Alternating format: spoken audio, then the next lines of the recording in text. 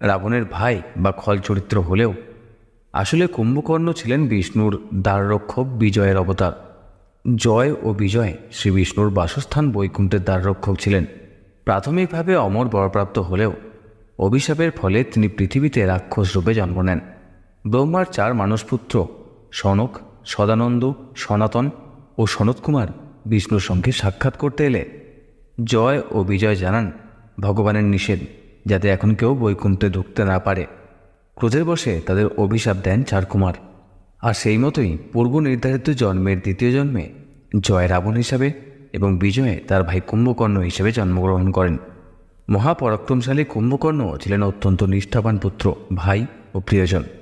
কুম্ভকর্ণ ও তার প্রথম পত্নী বজ্রমালার 2 পুত্র ছিল, কুম্ভ এবং নিকুম্ভ। এরপর তিনি রাজকুমারী কর্কটীকে বিবাহ করেন। তাদের ভীমাসুর নামে একটি পুত্র সন্তান হয়।